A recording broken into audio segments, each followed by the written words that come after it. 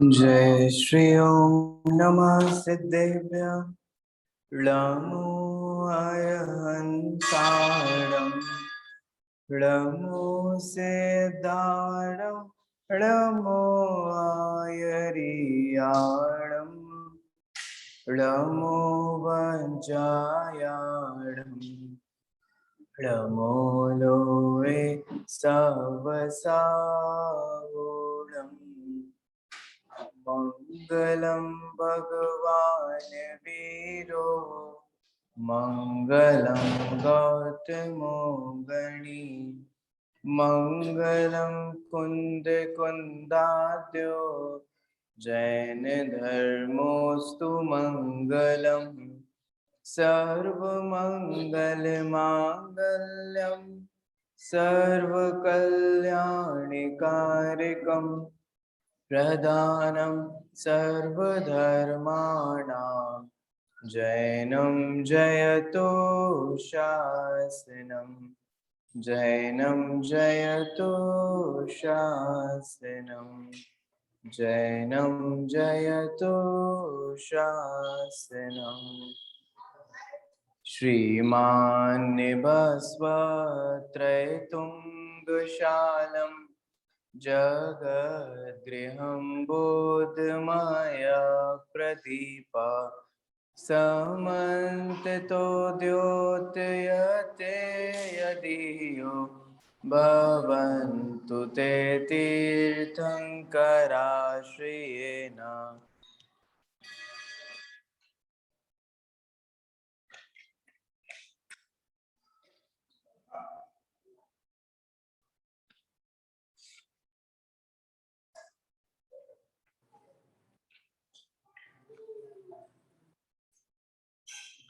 अमित गति आचार्य द्वारा रचित धर्म परीक्षा ग्रंथ, जिसके 13वें परिच्छेद की चर्चा अपनी यहाँ पर चल रही है और पेज नंबर है 119 और ऊपर से जो दूसरा पैराग्राफ है 96 नंबर श्लोक का जो अर्थ है वहां से हमको पढ़ना शुरू करना है।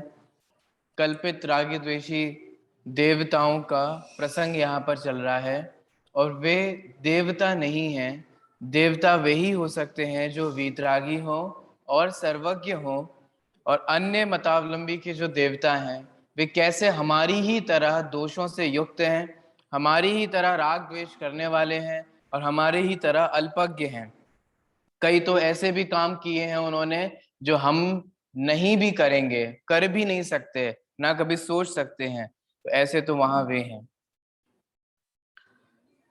अब यहाँ पर कल एक उदाहरण के माध्यम से ये समझाया था कि मान लीजिए कोई आलसी व्यक्ति है, वो जब उसके घर में आग लगती है तो वो अपने घर की आग को नहीं बुझाता, तो आप क्या ऐसे व्यक्ति से उम्मीद कर सकते हो कि जब आपके घर में आग लगेगी तो वो आपके घर की आग को बुझा देगा?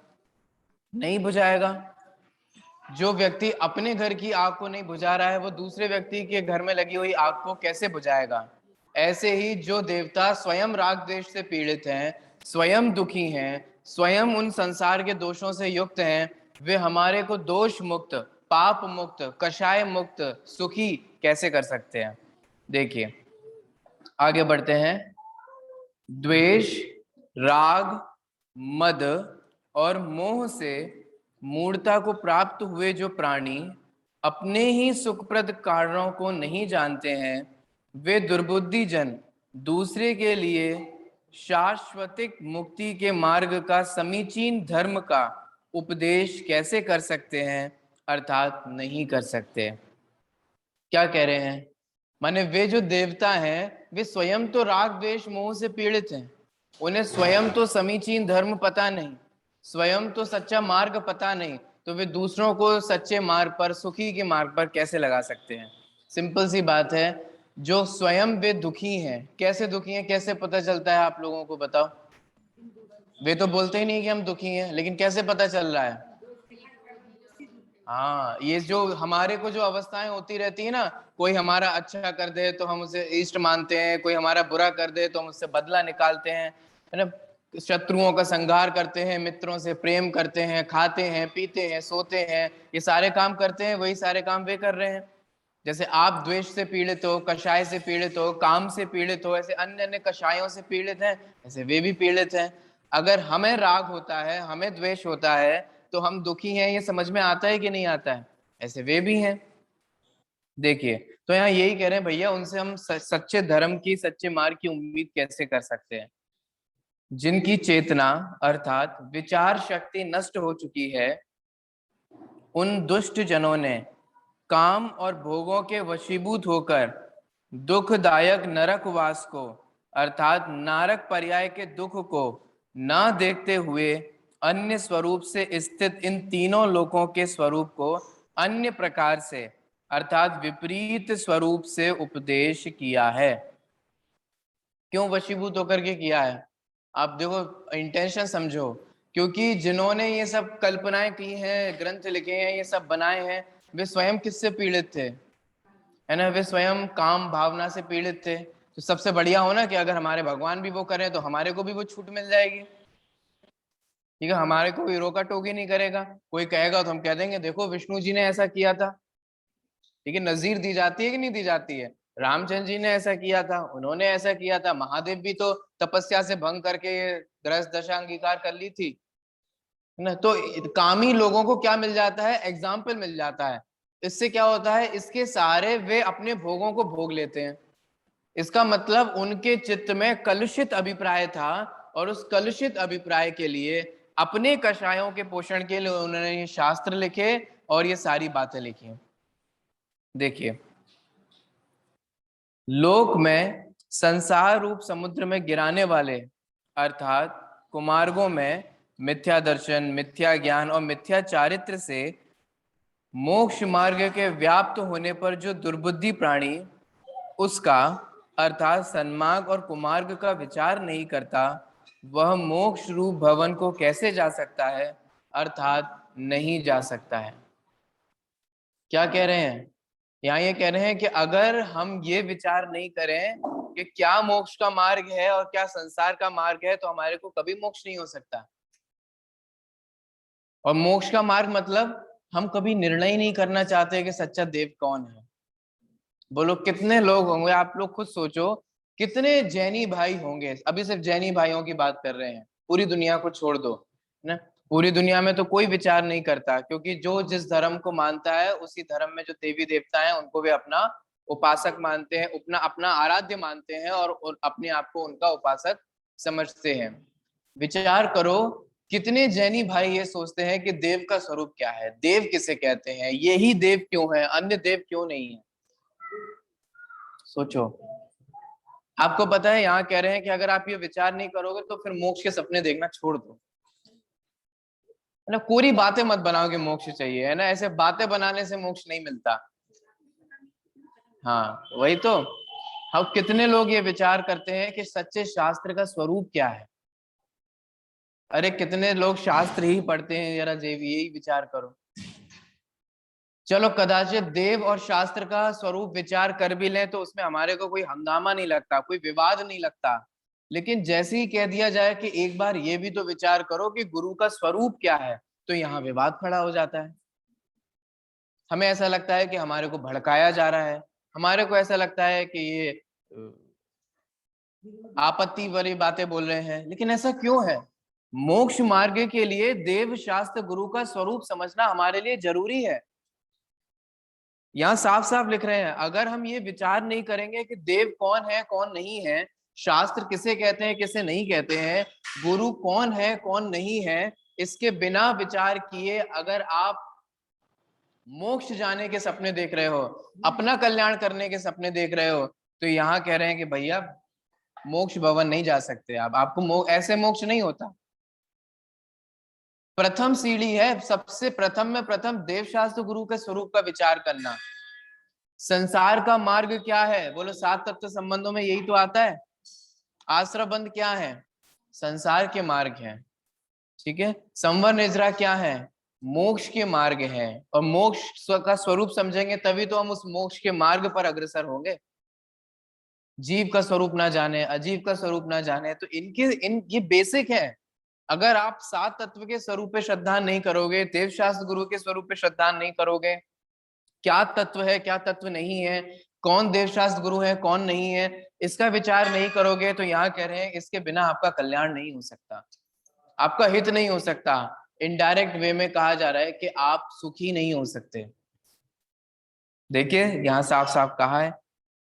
देखिए आगे, जिस प्रकार सराफ काटना, तपाना, घिसाना और ठोकना इन क्रियाओं के द्वारा सुवर्ण की परीक्षा किया करते हैं, उसी प्रकार निर्मल बुद्धि के धारक प्राणी शील, संयम, तप और दया इन गुणों के द्वारा निर्मल धर्म की परीक्षा किया करते हैं। ठीक है ना, जैसे कोई सुनार होते हैं, सर्राफ जिन्हें अपन कहते हैं, वे क्या करते हैं, कोई भी उनको सोना ला करके देता है तो वो ऐसे ही मान लेते हैं, किसी के कहने पे मान लेते हैं, कोई कितना भी हो, लेकिन उसकी परीक्षा करते हैं कि नहीं करते हैं, कि अपने ही सगा हो अपने ही मित्र हो, लेकिन फिर भी उस स्वर्ण की परीक्षा की जाती है कि नहीं की जाती है। यहाँ यही बात कही जा रही है। तो जैसे हम एक स्वरा, अगर मान लो कि अगर वो परीक्षा करना बंद कर दे तो एक दिन क्या होगा बताओ, ठग जाएगा कि नहीं ठग जाएगा, घाटा हो जाएगा कि नहीं हो जाएगा। ठीक है, अगर आप चेक करके नोट लेते हो तब तो आप बच जाओगे, और मान लो बिना चेक करके आप नोट लेने लग गए तो, सर्राफ नहीं है लेकिन नोट तो हम सभी लोग लेते हैं कि नहीं लेते हैं, 2000 का नोट होता है तो एक बार उसको चेक करना जरूरी समझते हैं कि नहीं समझते हैं। फिर हम चाहे उसको ऐसे करें वैसे करें, कोई चिन्हों से पता लगाएं, मशीन के नीचे रखें, कुछ भी करें, लेकिन परीक्षा, यही परीक्षा है, असली और नकली की परीक्षा। अरे दुनिया में सब तरीके का माल मिलता है, बोलो मिलता है कि नहीं मिलता है। कॉटन के नाम पे नकली कॉटन भी मिलता है, सिल्क के नाम पर नकली सिल्क भी, सिल्क तो आप पहनते नहीं लेकिन उदाहरण के लिए कोई भी, मैंने और भी मुझे पता नहीं जो भी फैब्रिक होते हो, है ना, सब। असली सोना के नाम पर नकली सोना भी मिलता है, असली डायमंड जैसा दिखने वाला नकली डायमंड भी दिखता है, सब मिलते हैं कि नहीं मिलते हैं। तो क्या हम परीक्षा नहीं करते, क्या हम पूछते नहीं है, वहां तो अपन पूछते हैं। तो भैया इस दुनिया में देव की दुकान खोले बहुत सारे लोग बैठे हैं जो ये दावा करते हैं कि हम देव हैं हम देव हैं हम देव हैं। बोलो, एक भी व्यक्ति ये कह रहा है, एक भी मंदिर में ये लिखा है कि यहाँ कुदेव के दर्शन होते हैं, सब देव दर्शन ही करा रहे हैं, सब देव मंदिर ही है, कुदेव मंदिर तो एक भी नहीं है। बोलो, कोई आपको कहता है ये नकली नोट है ले लो, है ना। और तो और टोडामल जी कहते हैं कि नकली नोट चलाने वाले क्या करते हैं, असली नोटों के बीच में रख देते हैं। फटा नोट चलाना हो तो क्या करते हैं लोग बाग, है ना, ऐसे नकली नोट चलाना हो तो लोग क्या करते हैं, ऐसी होशियारी से फटा नोट चलाना हो तो सही नोटों के बीच में रखते हैं। ये पता है उदाहरण टोडामल जी ने किसके लिए दिया है, ये उदाहरण दिया है टोडामल जी ने इस बात के लिए कि अन्य मतावलंबियों में भी तो अच्छी अच्छी बातें मिलती हैं, तो उन्होंने कहा कि सुनो इन अच्छी अच्छी बातों के बीच में भी अपने फटा नोट लगा देते हैं। कुछ समझ में आ रहा है कि नहीं आ रहा है, अपन को भी लगता है ना कि अरे वाह यहाँ भी अहिंसा परमो धर्म, वाह, ख्याल में आ रहा है, अहिंसा ही परम धर्म है, कितनी अच्छी बात लिखी यहाँ पे भी। ये इन अच्छी अच्छी बातों के बीच में ही तो वे अपने राग द्वेष की, विषय भोग की और ये सब इनसे ग्रसित जो चीजें हैं वो सारी बात चला देते हैं कि नहीं चला देते हैं। जब अहिंसा परम धर्म है तो फिर भगवान कैसे हिंसा कर रहे हैं, इसका मतलब भगवान धर्मात्मा नहीं हुए, अधर्मात्मा हुए। ख्याल में आ रहा है कि नहीं, मैंने इन सब चीजों पर विचार करें तो सब बात समझ में आ जाएगी। बातें दया की कर रहे हैं लेकिन निर्दय होकर के घात करते हैं, बातें अहिंसा की कर रहे हैं, देखो पूरी सृष्टि का संगार कर देते हैं, तो बोलो कितनी हिंसा हुई। कोई किसी को मार रहा है, कोई किसी का सिर काट रहा है, कोई किसी को सिर पकड़ के खड़ा है, कोई कुछ कर रहा है, कोई कुछ कर रहा है, कोई तीर मार रहा है, कोई, ये सब क्या है, हिंसा ही तो है। तो उन अच्छी अच्छी बातों के बीच में वो लोग क्या करते हैं, ये सब बात। देखो एक बात समझो, अगर वे लोग ये कहेंगे कि एक दूसरे को मारो कूटो पीटो तो ये कौन स्वीकार करेगा, कोई सामान्य बुद्धि भी, होशियार व्यक्ति भी, मैंने आज के जमाने में कहूँ कोई भी पढ़ा लिखा व्यक्ति जो आज लिटरेट हो जाते हैं ना, पढ़े लिखे हो जाते हैं, वे जो धार्मिक नाम से हिंसा होती है उन्हें बहुत एलर्जी होती है कि ये धर्म के नाम पे ये जो लोग हिंसा करते हैं। पढ़े लिखे लोगों को बिल्कुल पसंद नहीं है ये सारी चीजें।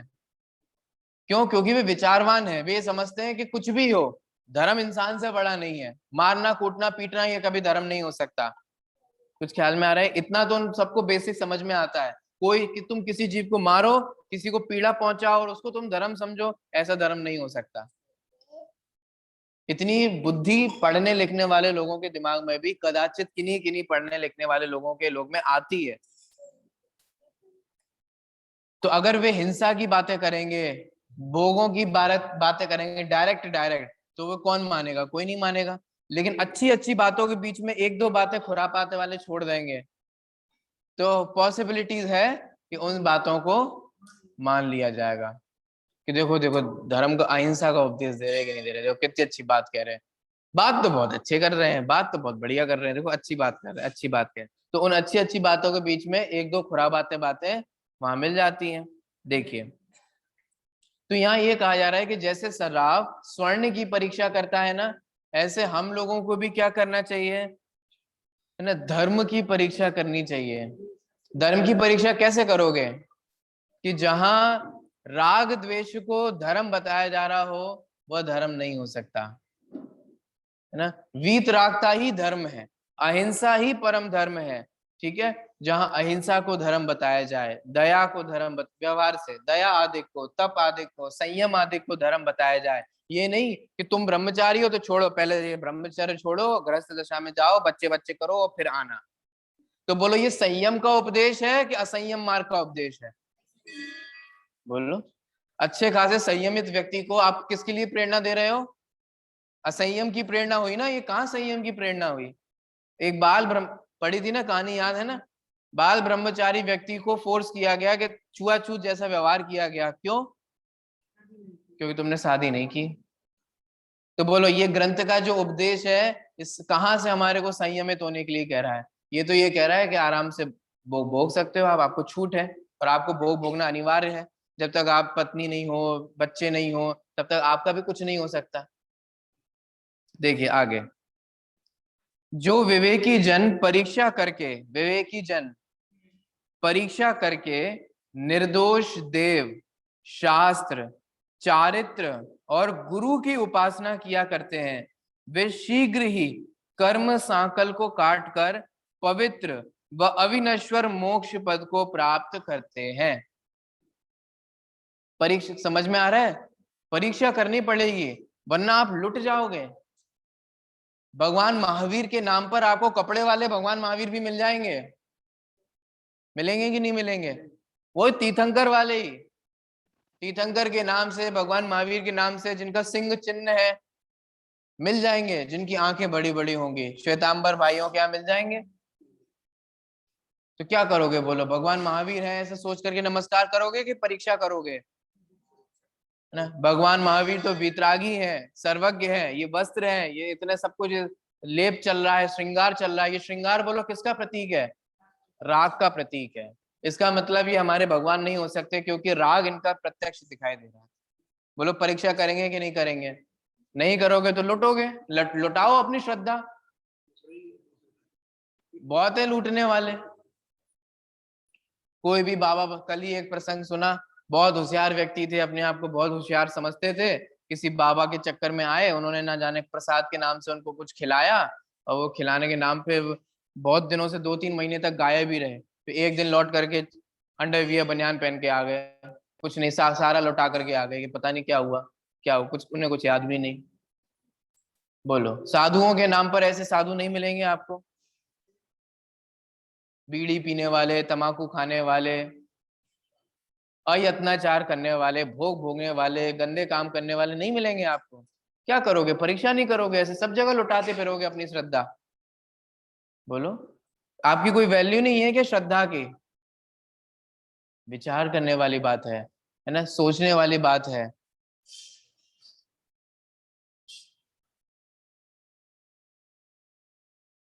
जो स्तुत्य ज्ञान के धारक विद्वान हैं, उन्हें आत्महित की प्राप्ति की अभिलाषा से अभिमान को छोड़कर देव से देव की, शास्त्र से शास्त्र की, धर्म से धर्म की और गुरु से गुरु की परीक्षा करनी चाहिए। सुन रहे हो कौन कह रहा है? अमित गति आचार्य कह रहे हैं कि देव, शास्त्र, धर्म और गुरु, इनकी क्या करनी चाहिए? परीक्षा करनी चाहिए। बोलो कुछ समझ में आ रहा है? अमित गति आचार्य बात कह रहे हैं, साफ साफ कह रहे हैं। लोगों को थोड़ा अटपटा सा लगता है, भगवान की परीक्षा करें। चलो भगवान तो बीतरागी हैं, शास्त्र की परीक्षा करें। शास्त्र से भी कोई, गुरु की परीक्षा करोगे? अच्छा तुम बहुत बड़े हो गए हो, अब तुम गुरु की परीक्षा करोगे? है अटपटा लगता है कि नहीं लगता है? लोगों से कह दो, सुनने वालों को बड़ा लगता है ये गुरु की परीक्षा करेंगे, ये गुरु की परीक्षा करेंगे। अरे भैया साफ साफ देखो ना क्या लिखा है जिनवाणी में, क्या लिखा है? देखो क्या लिखा है यहाँ पे, गुरु से गुरु की परीक्षा करनी चाहिए, देव से देव की परीक्षा। माने दुनिया में देव नाम से बहुत लोग हैं, हमें ये परीक्षा करनी है कि देव में देव कौन सही देव है, शास्त्र में कौन सा सही शास्त्र है। ख्याल में आ रहा है? जैसे ऐसा ऐसा होता है ना कि बहुत सारी चीजें पड़ी हुई हो, नकली भी है उसमें और असली भी है। ठीक है, एक बर्तन में नकली नोट भी है और असली नोट भी है, क्या करोगे बताओ?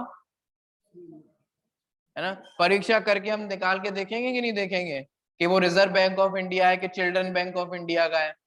मिलते हैं ना दुकानों में वो नकली नोट। तो वो परीक्षा करनी पड़ेगी वरना लुटोगे। दुनिया में तो हमारे को 1-2 हजार का लॉस हो जाए तो उसमें लुटने के लिए कितना डर लगता है। नहीं नहीं, परीक्षा करेंगे, ऐसे थोड़ी ना कोई व्यक्ति चला जाए तो तुरंत हम उसके नोट की परीक्षा करते हैं, क्योंकि 2 हजार का लुटना हमारे को लुटना लगता है, 2 हजार का नुकसान हमारे को नुकसान लगता है। और यहाँ श्रद्धा लूटे जा रहे हैं, मिथ्यात्व किए जा रहे हैं, संसार बढ़ाए जा रहे हैं, ये लुटना नहीं लगता? अरे 2 हजार जाएंगे ना पुण्य के उदय से 2 लाख आएंगे। मैंने एक बार पैसा गया तो कुछ नहीं गया, 2 हजार गए तो कुछ नहीं गए, लेकिन श्रद्धान चला गया ना तो सब कुछ चला। सब कुछ कैसे चला गया? अनंत काल तक संसार में परिभ्रमण करते रहोगे, दुखी होते रहोगे, ये सब कुछ चला गया। इसीलिए तो आप लोग पढ़ो भाव पाहुड़, अष्ट पाहुड़ पढ़ो, कुंद कुंदाचार्य के द्वारा लिखा हुआ। कितने कठोर शब्दों में कहते हैं, तुम किसी की शर्म के कारण नमस्कार कर रहे हो, किसी से डर करके नमस्कार कर रहे हो, है ना, घमंड से गारव से नमस्कार कर रहे हो, निगोद तुम जाओगे, ये नहीं जाएंगे। किसी के बहकावे में आकर के, किसी के करना पड़ेगा, इतना तो होना पड़ेगा, ऐसा तो मानना पड़ेगा, गणेश लक्ष्मी के बिना तो नहीं चलेगा, जो सुनते नहीं वो करते नहीं, किसी के भी बहकावे में आकर के रागी द्वेषी देवी देवताओं को पूजोगे, पाप का बंध, मिथ्यात्व का बंध, संसार का परिभ्रमण तुम्हें होगा, उसका दुख तुम भोगोगे, ये सब तो निकल जाएंगे अपनी अपनी गतियों में। कुछ ख्याल में आ रहा है कि नहीं आ रहा है? इसलिए भैया किसी के बहकावे में आकर के कुछ भी करना बहुत खतरनाक होता है। क्यों खतरनाक होता है? क्योंकि उसका पाप का बंध, मिथ्यात्व का बंध किसे होता है? हमें होता है। और उसका उदय किसे आएगा? हमें आएगा। और भोगेगा कौन? हम। तो हम दूसरों के बहकावे में आकर के क्यों करें? टोडामल जी ने बहुत सुंदर बात कही है। टोडामल जी ने ये कहा है कि देखो भैया, अपना जहां है तो वहां लोगों की सुनना बंद कर दो। ऐसा होता है कि नहीं होता है? मुझे सब सुनाई देता है। जैसे मान लो कि जो अपने डेली स्वाध्याय में नहीं बैठते हो, वो कदाचित अपने स्वाध्याय में बैठने लग जाए, तो 2-4 लोग उनको टोंट कसना शुरू कर देते हैं, है ना। कोई मान लो पूजन में नहीं आता हो, वो पूजन वो सुने बहुत अच्छा विधान चल रहा है, चलो बैठते, समय सार महामंडल विधान चल रहा है, बैठते, हो गए समय सारी। ये क्या है? माने आप विचार करो, ये जो जो टोंट कस रहे हैं ना, क्या ये व्यक्ति वही टोंट कसते हैं जो अन्य मतावलंबी को पूछते हैं? तब तो इनके टोंट कहाँ चले गए। माने इन लोगों को ये तो मंजूर है कि आप केला मंदिर चले जाओ, लेकिन ये मंजूर नहीं है कि आप समय सार पढ़ लो, या हमारे स्वाध्याय में बैठ लो, या किसी मंदिर में चले जाओ। बोलो विचार, माने हमारी बुद्धि आप देख पा रहे हो कैसी है। साधु संत भी अपने प्रवचनों में कहते हैं इनके मंदिरों में मत चले जाना, इनके मंदिरों में। माने मुझे बड़ा अटपटा लगता है। उन्हें बिल्कुल भी ये चिंता नहीं है कि वो ओशो ओशो को सुन रहा है वो सही है, वो बी के शिवानी को सुन रहा है वो सही है, और भी जितने जितने ये सब, और ये बड़े बड़े लोगों को सुनने, मैंने इन अन्य मतावलंबियों को सुन लेना, इनको मत सुन लेना। क्यों भैया, जिनवाणी की बात क्यों नहीं सुनना? हम तो ये कहते हैं कि जिनवाणी की बात जो सुनाए उसकी सुनना। कोई भी सुनाए आपको, एक संत सुनाए, एक विद्वान सुनाए, घर का बच्चा सुनाए, बोलो अंतिम समय में नमोकार मंत्र आपका घर का बच्चा सुनाए, सुनना कि नहीं सुनना? चुपचाप सुनना। अगर समाधि मरण पाठ सुना है तो सुनना कि नहीं सुनना? सुनना। धर्म की बात कोई भी सुनाए, वीतरागता की बात कोई भी सुनाए, उस वीतराग धर्म की बात, जिनवाणी की बात, शास्त्र की बात हमें खुले दिमाग से सुनना चाहिए। ख्याल में आ रहा है कि नहीं आ रहा है? मैं तो आपसे ये कह रहा हूँ भैया, अपनी श्रद्धान को बचाना, दूसरों के बहकावे मत आना। सुनो, भी पता है वहां एक देवता सुने हैं, भी पता है सारे कष्ट दूर कर देते हैं। तुम नहीं मानने, इनसे पूछ लो। ये पहले बहुत कष्ट में थे, इनके घुटने बहुत दर्द करते थे, 2-3 बार ऐसे ऐसे किया, वो सही हो गया। भैया अपने पुण्य पाप पर विश्वास रखना, अपने भाग्य पर विश्वास रखना, अपने कर्मोदय पे विश्वास रखना, वरना आप लुटवाने जाओगे ना तो बहुत लूटोगे, बहुत लुटोगे। और जो लुटते हैं ना वे बाद में बोलते भी हैं, क्या बताएं ऐसी बुद्धि खराब हो गई थी, उनने कहा इधर चले जाओ तो इधर चले गए, उधर चले जाओ। अब देखो जो लोग फिरते हैं उनको आप देखो, ये लोग ऐसे ही करते हैं। बेचारों को कुछ समझ नहीं आ रहा, कुछ ख्याल नहीं आ रहा, क्या करें क्या नहीं करें, और लूटने वाले लूटते रहते हैं। बाद में बताते हैं, क्या बताएं, हमने तो अपना लाखों रुपए बर्बाद कर दिया। मैं तो कहता हूँ तुम्हें ये लग रहा है कि तुमने रुपए बर्बाद कर दिया। मुझे ये अब भी नहीं लग रहा है कि रुपए की बर्बादी बर्बादी है। मुझे अभी भी वही लग रहा है कि तुमने जो मिथ्यात्व का पोषण किया इतने काल तक और तीव्र कर्म का बंद किया, वो सबसे बड़ी बर्बादी है। पैसे की तो क्या है, आज जाएंगे फिर आ जाएंगे, भाग्य होगा तो सब आ जाता है, नहीं होगा तो नहीं आता है। लेकिन सबसे बड़ा घाटा तुमने क्या किया? मिथ्यात्व का। क्या होता है उससे? अनंत, अनंतानुबंधी माने अनंत दुख, अनंत संसार का तुमने प्रबंध कर लिया।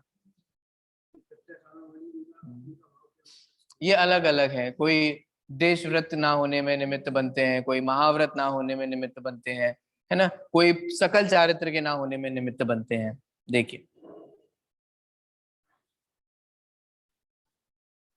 जो स्तुत्य ज्ञान के धारक विद्वान हैं, उन्हें आत्महित की प्राप्ति की अभिलाषा से अभिमान को छोड़कर, देखो बोल्ड लेटर्स में लिखा है, देव से देव की, शास्त्र से शास्त्र की, धर्म से धर्म की, और गुरु से गुरु की परीक्षा करनी चाहिए। ठीक है, आगे बढ़ते हैं। जो सब कर्मों का नाश करके इंद्र, धरणेन्द्र और चक्रवर्ती, इन 3 लोक के स्वामियों के द्वारा स्तुत्य होता हुआ समस्त लोक की व्यवस्था को ज्ञात कर चुका है, उसे देव स्वीकार करना चाहिए। जो प्राणी रक्षण की प्रधानता से संयुक्त होता हुआ रागादिक दोषों के दूर करने में समर्थ है, वह धर्म कहा जाता है। देखो साफ साफ लिखा है, पढ़ते हैं अपन, रोज पूजन में पढ़ते हैं, राग भाव में धर्म मानना, जिन मत में मिथ्यात्व कहा। बोलो कहते हैं कि नहीं कहते हैं? जिन मत में राग भाव को धर्म मानना क्या है? मिथ्यात्व है। इसका मतलब जिन मत क्या कहता है कि वीतराग का धर्म है। यहाँ भी लिखा है जो रागादिक दोषों को दूर करने में समर्थ हो, वही क्या है? वही धर्म है। गुरु, सच्चे गुरु कौन है कौन नहीं है, इसकी परीक्षा करनी चाहिए। शास्त्रों में लिपिबद्ध जो गुरु का स्वरूप है, उस गुरु के हिसाब से विचार करना चाहिए। जैसे वीतरागी सर्वज्ञ देव होते हैं, तो अगर सामने वाले वीतरागी सर्वज्ञ नहीं है, इसका मतलब है देव नहीं है। वीतरागता की पोषक ही जिनवाणी कहलाती है, और अगर उस जिनवाणी में वीतरागता नहीं है, राग द्वेष का पोषण किया जा रहा है, तो इसका मतलब वो जिनवाणी नहीं है। ऐसे ही 28 मूल गुणों से संयुक्त, ज्ञान और ध्यान में लीन रहने वाले, विषय कषायों से रहित, परिग्रह से रहित गुरु कहलाते हैं। अगर वे नहीं है तो इसका मतलब है गुरु नहीं है, ऐसा है। देखिए, जो हेय और उपादेय तत्व के प्रकट करने में दक्ष है, वह शास्त्र अभीष्ट माना गया है। बोलो कौन सा शास्त्र अभीष्ट है? हे उपादेय समझते हैं, क्या छोड़ने लायक है, क्या ग्रहण करने लायक है, ये समझाइश हमारे को हो, तथा जिसका शरीर वैराग्य से विभूषित हो और परिग्रह के दुष्ट संसर्ग से रहित होता हुआ अपरिमित ज्ञान स्वरूप है, उसे गुरु जानना चाहिए। गुरु का बता दिया, किसे गुरु जानना चाहिए, है ना? शरीर वैराग्य से विभूषित हो, कितनी सुंदर शब्द है। एक एक शब्द लट्टू होने लायक है। आपको पता है सर्वार्थ सिद्धि में प्रारंभ में लिखा ना कि एक मुनिराज ध्यान में मग्न है। कैसे है वो मुनिराज? जो अपने शरीर की आकृति मात्र से ही मोक्ष मार्ग का स्वरूप बता रहे हैं। कितनी सुंदर पंक्ति। क्या कहा? अगर आपको मोक्ष का मार्ग जानना हो तो उनको देखने मात्र से आपको समझ में आ जाता है कि बस यही मोक्ष का मार्ग है, यही हमारे मेरे दुखों से मुक्ति का मार्ग है। उनकी आकृति बताती हूँ। यहाँ क्या कह रहे हैं? शरीर किससे विभूषित हो? क्रीम से, पाउडर से, बोलो, कपड़ों से। किससे विभूषित होता है? वैराग्य से विभूषित हो। इसका मतलब उनको आकृति देख करके हमारे को क्या ख्याल में आना चाहिए? अहो धन्य है आपका वैराग्य, है ना। देखिए और सुनिए, और जो परिग्रह के दुष्ट संसर्ग से रहित होता हुआ, ठीक है। परिग्रह कैसा है? दुष्ट है, क्योंकि परिग्रह पाप है ना। 5 पापों में एक पाप है ना परिग्रह नाम का पाप। और जो उन परिग्रह से सर्वथा रहित हो, और कैसे हो? अपरिमित ज्ञान स्वरूप हो, ज्ञान की आराधना करते हो। ख्याल में आ रहा है? गुरु का स्वरूप समझ में आ रहा हो? यहाँ कहीं नहीं लिखा कि जो मंदिर बनवाते हो, कहीं नहीं लिखा जो धर्मशाला बनवाते हैं, कहीं नहीं लिखा जो आपके आयोजन कर, जो आप जिस हिसाब से अपने आप को समझते हैं, जो सिर्फ ज्ञान की आराधना में लीन हो, उनको क्या इन सब दंड फंदों से लेना देना है? क्या हो? अपरिमित ज्ञान स्वरूप हो, ज्ञान की आराधना, बस ज्ञान और ध्यान ये 2 कार्य हो, है ना। और जितने भी प्रवचन भी हो तो वो ज्ञान के अंतर्गत है। जिनवाणी भी लिख रहे हैं वो भी ज्ञान के अंतर्गत है। टीका लिख रहे हैं वो भी ज्ञान, ये सब ज्ञान के अंतर्गत आएगा। पढ़ना, पढ़ाना, लिखना, प्रवचन करना, ये सब ज्ञान की आराधना के अंतर्गत आएगा। बस दीक्षा देना, आचार्य आदि क्यों, तो वो सारे संघ के कार्य, बस वो। और बाकी उनको ये बनाना, वो बनवाना, ड्रीम प्रोजेक्ट, है ना। हमारा ड्रीम प्रोजेक्ट इधर है, उनका ड्रीम प्रोजेक्ट इधर है, ये काम नहीं होता। देखिए आगे, अब है 14वां परिच्छेद।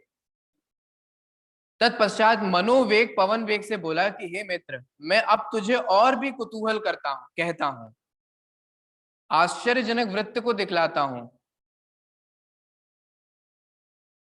यह कहते हुए उस विद्याधर के पुत्र ने पूर्व में जिस मुनि के वेश को धारण किया था उसे छोड़ दिया, ठीक है, इसको ग्रहण करके फिर से भी उसी पाटलिपुत्र नगर के भीतर उत्तर दिशा की ओर से प्रविष्ट हुआ। ठीक है, कॉस्ट्यूम चेंज हो गया। अब क्या हो गया, है ना, अब वे तापस बन गए। तापस बन गए अन्य मतावलंबियों के गुरु के रूप में। उसके भीतर जाकर वह घंटा और भेरी, वही सारी बातें हैं, घंटा और भेरी को बजाता हुआ सुवर्ण में सिंहासन के ऊपर जा बैठा। तब घंटा और भेरी के शब्दों को सुनकर ब्राह्मण वहां आ पहुंचे। उन्होंने उससे पूछा कि हे तापस, तुम कहां से आए हो? तुम क्या व्याकरण को जानते हो या विस्तार पूर्ण न्याय को जानते हो, तथा तुम क्या शास्त्र के मर्मज्ञ हम ब्राह्मणों के साथ वाद करना चाहते हो?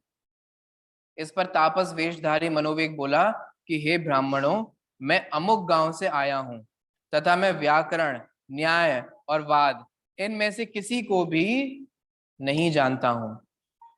उसके इस उत्तर को सुनकर ब्राह्मण बोले कि तुम परिहास को छोड़कर यथा योग्य अपने वृत्त को बतलाओ। कौन हो, कहां से हो, क्यों दीक्षा ली, क्या है, बताओ जरा। कारण कि जो यथार्थ स्वरूप को पूछते हैं उनके साथ परिहास करना उचित नहीं माना जाता है। ये नीति समझ में आ रही है? जब कोई सीरियसली आपसे कोई बात पूछे तो मजाक मत करो। ख्याल में आ रहा है कि नहीं आ रहा है ना, क्योंकि पता चले आपका मजाक सामने वाले को भारी पड़ जाए। तो जब आपसे कोई सीरियसली पूछे ना तो उसके साथ मजाक नहीं करना चाहिए, यहाँ ये कह रहे हैं। यह सुनकर तापस की आकृति को धारण करने वाले मनोवेग विद्याधर बोले कि मैं अपनी कथा को कह तो सकता हूं, परंतु उसे कहते हुए मैं आप लोगों से डरता हूं।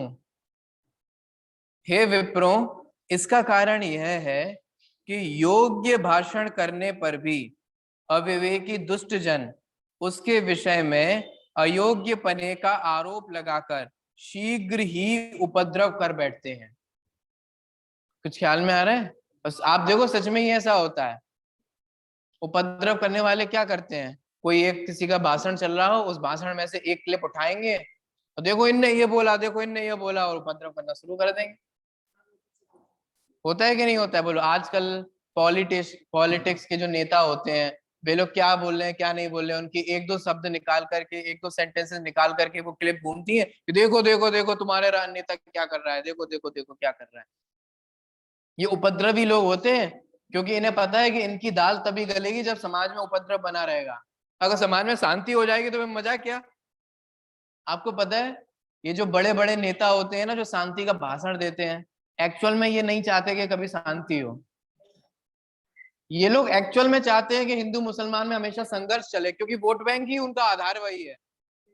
अगर ये दोनों शांति से रहने, इसलिए बीच बीच में खुरापात करते रहते हैं, है ना। कभी कोई ऐसी ऐसी वीडियो आ जाएगी जिसमें मुसलमान मंदिर में आक्रमण कर रहे हैं, कभी कोई ऐसी वीडियो आ जाएगी कोई कोई हिंदू मस्जिद को आक्रमण कर रहा है, इस तरह भड़काने वाली कि देखो एक मुसलमान क्या बोल रहा है, देखो वो हिंदू क्या बोल रहा है, देखो ये क्या बोल रहे हैं। ऐसे ऐसे आते रहते हैं। क्यों? क्योंकि इनको पता है कि जब तक संघर्ष चलता रहेगा, जब तक लड़ाई चलती रहेगी, तभी तो ये शांति कराने वाले नेता बनेंगे। और सब जगह शांति हो जाएगी तो भाई ये नेता किसके बनेंगे? वोट कहाँ से आएंगे? हिंदू मुस्लिम जब तक लड़ाएंगे नहीं, तब तक वो भावना कैसे आएगी कि देखो देखो बचाओ बचाओ, इन्हें वोट दो, इन्हें वोट दो, इन्हें वोट दो। तो ये इस तरीके की चीजें की जाती हैं। क्या कह रहे हैं यहाँ? कि यहाँ ये कह रहे हैं कि उपद्रवी लोग होते हैं ना, वो पता है क्या करते हैं, कि बहुत योग्य भाषण किया जाए तो भी वे उसमें से उपद्रव की बातें निकाल करके उसमें लड़ने लगते हैं। इसलिए मनोवेग कह रहा है, मैं तो भैया आप लोगों से कुछ भी कहने से डर रहा हूं, मैं तो सही बोलूं लेकिन आप उसमें से कोई शब्द निकाल लो। देखो, इस पर वह ब्राह्मण बोले कि हे भद्र पुरुष, तुम निर्भय होकर अपने यथा योग्य वृतांत को कहो। हम सब ब्राह्मण विचारशील होते हुए योग्य पक्ष में अनुराग करने वाले हैं। ब्राह्मणों के इस कथन को सुनकर वह विद्याधर कुमार बोला कि यदि आप सब विचारशील हैं तो फिर मैं अपने अभीष्ट वृतांत को कहता हूं। देखिए, थोड़ी सी कहानी हम इसको पढ़ते हैं, और इसकी हेडिंग का नाम है 12 वर्ष के गर्भ की कथा। अयोध्या नगरी में मेरी बृहत कुमारी का माता है। कौन कह रहा है ये? मनोवेग, जो किसके वेश में है? तापस के वेश में है। तो वो कह रहा है कि अयोध्या नगरी में मम्मी का नाम क्या बताया? बृहत कुमारिका। वह अपने पिता अर्थात मेरे नाना के द्वारा मेरे पिता को दी गई थी। उन दोनों के विवाह के अवसर पर जो बाजों का शब्द हुआ था, उसे सुनकर यमराज के समान भयानक एक उन्मत्त हाथी स्तंभ को उखाड़कर वहां आ पहुंचा। ठीक है, ख्याल में आ रहा है? उसको देखकर अभ्यागत सभी जन विवाह के प्रयोजन को छोड़कर दसों दिशाओं में भाग गए। सो यह ठीक भी है, क्योंकि महान भय के उपस्थित होने पर भला स्थिरता कहां से रह सकती है। अभी मान लो यहीं पे कुछ आ जाए तो अपन भी सब जल्दी से कर आगे लोग भागने लग जाएंगे, है ना। नहीं रह सकती। उस समय भय से व्याकुल होकर वर भी भाग खड़ा हुआ। तब उसके शरीर के स्पर्श से निश्चेष्ट होकर वृद्ध वधु पृथ्वी तल पर गिर पड़ी। कहानी समझ में आ रहा है? शादी हो रही थी तापस के मम्मी पापा की, और उसमें क्या होता है कि तभी बीच में हाथी आ जाता है। वो आवाज सुन करके उपद्रव करने लगता है, लोग भागने लगते हैं, और यहाँ तक कि जो दूल्हा होता है वो भी भागने। होता है कि नहीं होता है? अरे अभी कोविड के टाइम पे लोगों की जब शादियां हो रही थी, और वो जितनी कैपेसिटी थी उससे ज्यादा वो लोग मेहमानों को बुला रहे थे, और जैसे ही पुलिस वाले आ जाते थे, यहाँ तक कि वो दो चार वीडियोस में तो वो दूल्हा भी भाग खड़ा है, दूल्हा भी भग रहा है। बोलो, जिसकी शादी हो रही है वो भगा जा रहा है डर के मारे। तो यहाँ पे भी वो दूल्हा भी क्या हो रहा था, है ना, भाग गया था, और उस भागने के कारण वो वधु जो है वो पृथ्वी तल पर गिर पड़ी, स्पर्श से, धक्का मुक्की से। उस समय देखो देखो, पति पत्नी को गिराकर भाग गया है। ख्याल में आ रहा है? इस प्रकार जनों के कहने पर वर लज्जित होता हुआ कहीं चला गया, शर्म के मारे। इसकी उसके जो गर्भ रह गया था वह 2.5 महीने में स्पष्ट दिखने लगा। तत्पश्चात उसका वह गर्भ उदर वृद्धि के साथ 9 मास तक उत्तरोत्तर बढ़ता ही गया। उसकी गर्भ अवस्था को देखकर माता ने उससे पूछा कि हे पुत्री, तेरा यह गर्भ किसके द्वारा किया गया है? इस पर उसने उत्तर दिया कि विवाह के समय हाथी का उपद्रव होने पर पति का केवल शरीर स्पर्श हुआ था। इतना मात्र मैं जानती हूँ, इसके अतिरिक्त अन्य कुछ भी नहीं जानती हूँ। तो कहानी समझ में आ गई आप लोगों को? ठीक है। वो कह रहे हैं कि उसे पति का स्पर्श मात्र हुआ था, धक्का हुआ था, वो भी धक्का लगा था उससे, बस इतना मुझे पता है, उसके बाद तो कुछ नहीं पता। एक समय मेरे नाना के घर पर जो तपस्वी आए थे, उन्हें विधि पूर्वक भोजन कराकर उसने उनसे पूछा कि आप लोग कहाँ जाने के लिए उद्यत हो रहे हैं? इस पर वे मेरे नाना से बोले कि हे भद्र, यहाँ 12 वर्ष तक दुर्भिक्ष पड़ने वाला है, इसलिए जहां सुभिक्ष रहेगा वहां हम लोग जा रहे हैं। तुम भी हमारे साथ चलो, यहाँ भूख से पीड़ित होकर मत मरो अथवा कुछ उपकार करो। ऐसा कहकर वे सब तापस वहां से चले गए। ठीक है, समझ में आ रहा होगा, कुछ जरूरत तो नहीं है। माता के गर्भ में स्थित रहते हुए जब मैंने तापसों के इस कथन को सुना, तब मैंने मन में भूख से भयभीत होकर चित्त में यह विचार किया कि यदि यहाँ 12 वर्ष तक दुष्काल रहेगा, तो वैसी अवस्था में गर्भ से निकलकर भूख की बाधा से मरण को प्राप्त होता हुआ मैं क्या करूंगा? इससे तो कहीं गर्भ में स्थित रहना ही ठीक रहेगा। कहानी समझ में आ रही है? ठीक है। गर्भ में स्थित व्यक्ति ने वो सारी कहानी सुन ली, अब वो कह रहा मैं नहीं आ रहा बाहर, मैं नहीं निकलूंगा, बाहर निकलूंगा तो दुर्भिक्ष पड़ रहा है, अकाल पड़ रहा है, अकाल से मर जाऊंगा।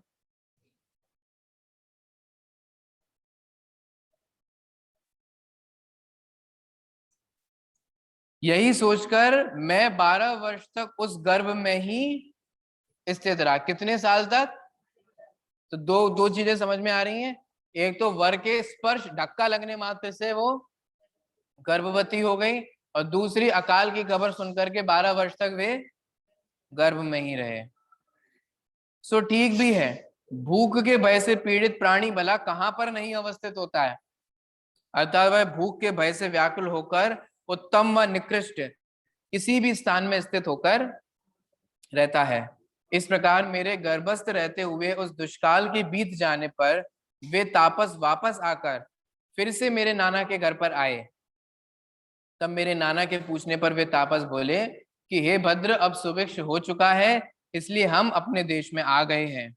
उनके वचनों को सुनकर जब मैं गर्भ से निकलने का इच्छुक होकर निकलने लगा, तब माता के शरीर में बहुत पीड़ा हुई।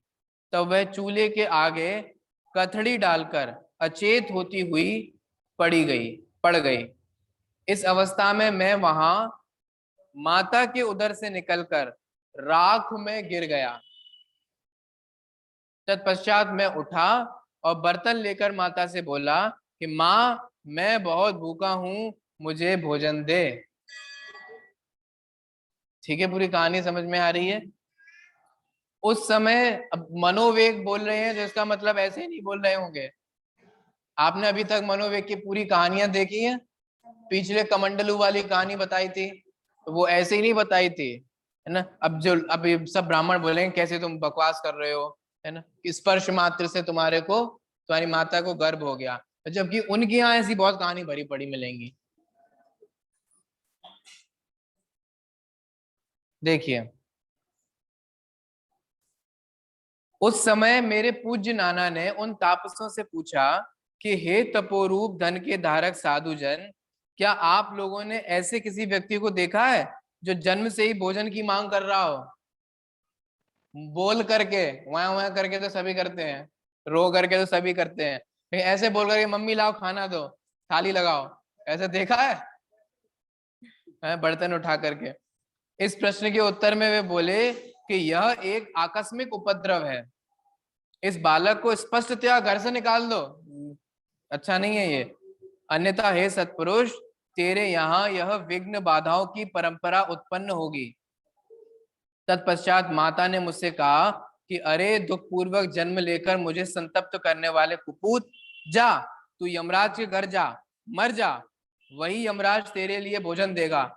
इस पर मैंने माता से कहा कि अच्छा माँ, मुझे आज्ञा दो।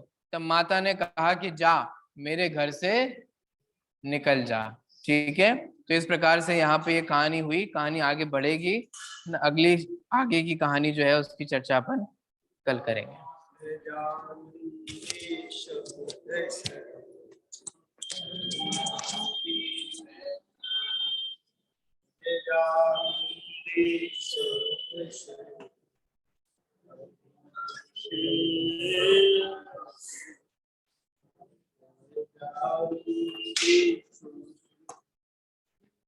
विनाशी में आत्मस्वरूप पर में अजर अमर अविनाशी मौत करुणा कर मेरे प्यार